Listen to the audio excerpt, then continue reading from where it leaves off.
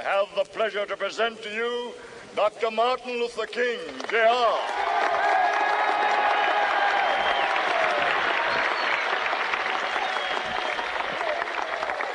I am happy to join with you today in what will go down in history as the greatest demonstration for freedom in the history of our nation.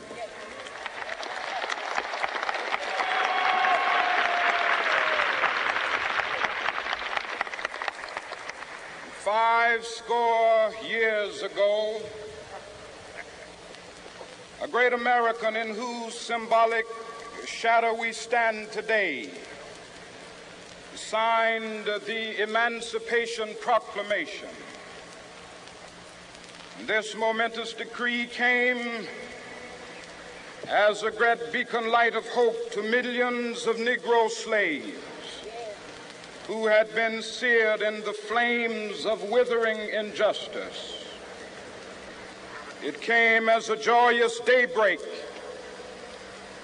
to end the long night of their captivity. But 100 years later, the Negro still is not free. 100 years later, the life of the Negro is still sadly crippled by the manacles of segregation and the chains of discrimination. 100 years later, the Negro lives on a lonely island of poverty in the midst of a vast ocean of material prosperity. 100 years later, the Negro is still languished in the corners of American society and finds himself in exile in his own land. And so we've come here today to dramatize a shameful condition. In a sense, we've come to our nation's capital to cash a check. When the architects of our republic wrote the magnificent words of the Constitution and the Declaration of Independence, they were signing a promissory note to which every American was to fall heir. This note was a promise that all men, yes, black men as well as white men, would be guaranteed the unalienable rights of life, liberty, and the pursuit of happiness. It is obvious today that America has defaulted on this promissory note insofar as her citizens of color are concerned. Instead of honoring this sacred obligation, America has given the Negro people a bad check, a check which has come back marked insufficient funds.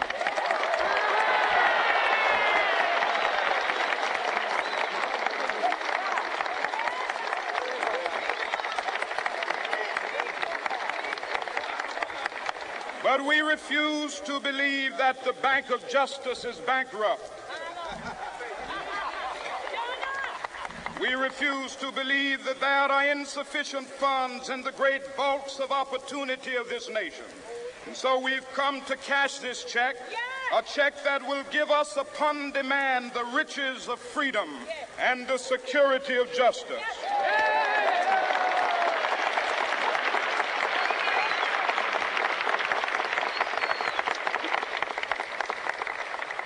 We have also come to this hallowed spot to remind America of the fierce urgency of now.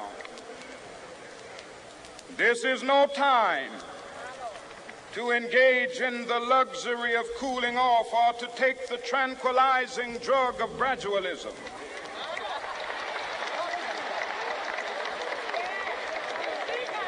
Now is the time to make real the promises of democracy. Now is the time to rise from the dark and desolate valley of segregation to the sunlit path of racial justice. Now is the time to lift our nation from the quicksands of racial injustice to the solid rock of brotherhood. Now is the time to make justice a reality for all of God's children. It would be fatal for the nation to overlook the urgency of the moment. This sweltering summit of the Negro's legitimate discontent will not pass until that is an invigorating autumn of freedom and equality. 1963 is not an end, but a beginning. Those who hope that the Negro needed to blow off steam and will now be content will have a rude awakening if the nation returns to business as usual.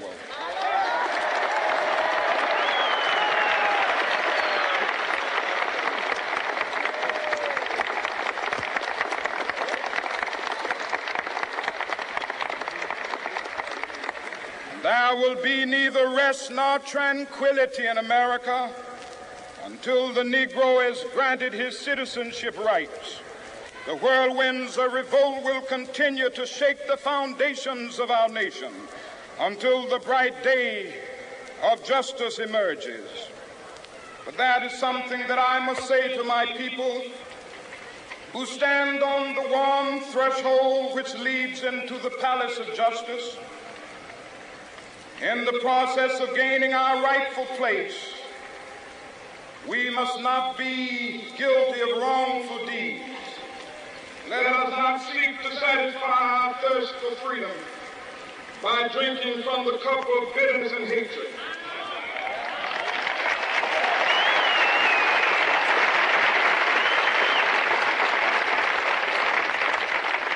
We must forever conduct our struggle on the high plane of dignity and discipline. We must not allow our creative protest to degenerate into physical violence. Again and again, we must rise to the majestic heights of meeting physical force with soul force. The marvelous new militancy which has engulfed the Negro community must not lead us to a distrust of all white people. For many of our white brothers, as evidenced by their presence here today, have come to realize that their destiny is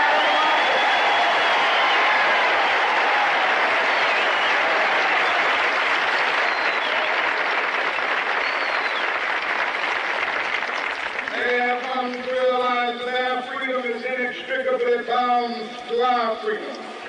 We cannot walk alone. As we walk, we must make the pledge that we shall always march ahead. We cannot turn back. There are those who are asking the devotees of civil rights, when will you be satisfied? We can never be satisfied as long as the Negro is the victim of the unspeakable horrors of police brutality. We can never be satisfied. As long as our body is heavy with the fatigue of travel, cannot gain lodging in the motels of the highways and the hotels of the city.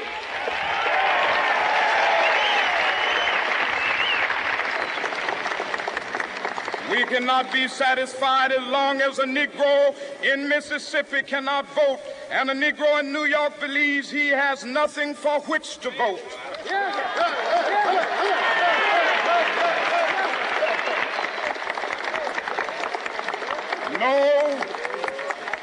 No, we are not satisfied, and we will not be satisfied until justice rolls down like waters and righteousness like a mighty stream.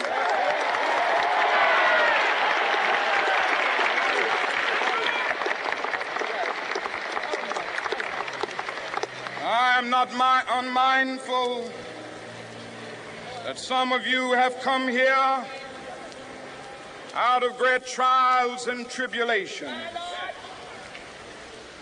Some of you have come fresh from narrow jail cells. Some of you have come from areas where your quest for freedom left you battered by the storms of persecution and staggered by the winds of police brutality. You have been the veterans of creative suffering. Continue to work with the faith that unearned suffering is redemptive. Go back to Mississippi. Go back to Alabama. Go back to South Carolina. Go back to Georgia. Go back to Louisiana. Go back to the slums and ghettos of our northern cities, knowing that somehow this situation can and will be changed. Let us not wallow in the valley of despair. I say to you today, my friends,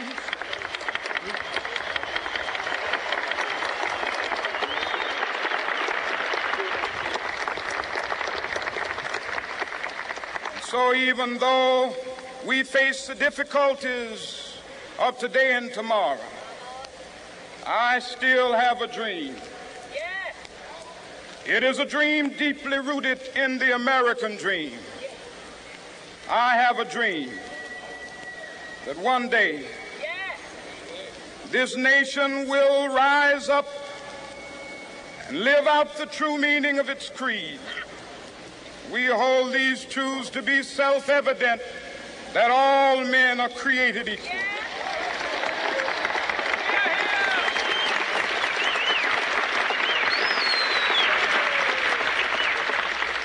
I have a dream that one day on the red hills of Georgia, the sons of former slaves and the sons of former slave owners will be able to sit down together at the table of brotherhood. I have a dream that one day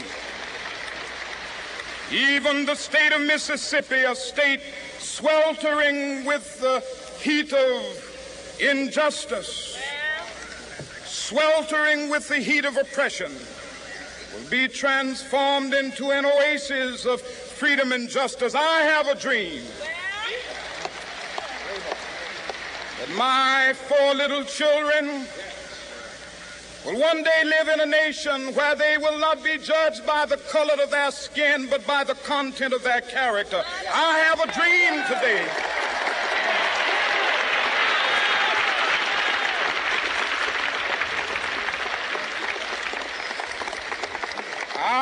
a dream that one day down in Alabama, with its vicious racists, with its governor having his lips dripping with the words of interposition and nullification, one day right there in Alabama, little black boys and black girls will be able to join hands with little white boys and white girls as sisters and brothers. I have a dream today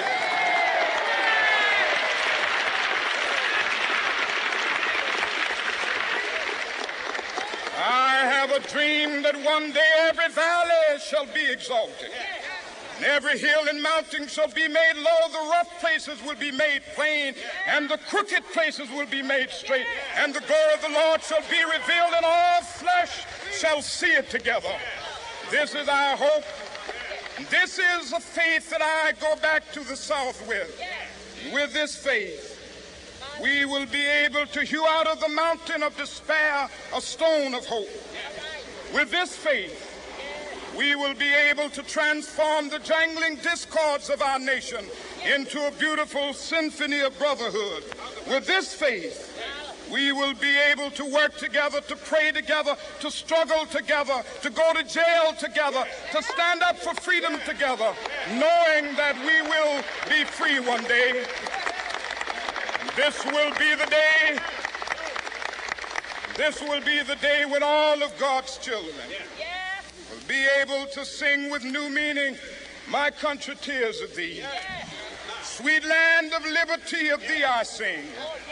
Land where my fathers died, land of the pilgrim's pride. From every mountainside, let freedom ring. And if America is to be a great nation, this must become true. And so let freedom ring.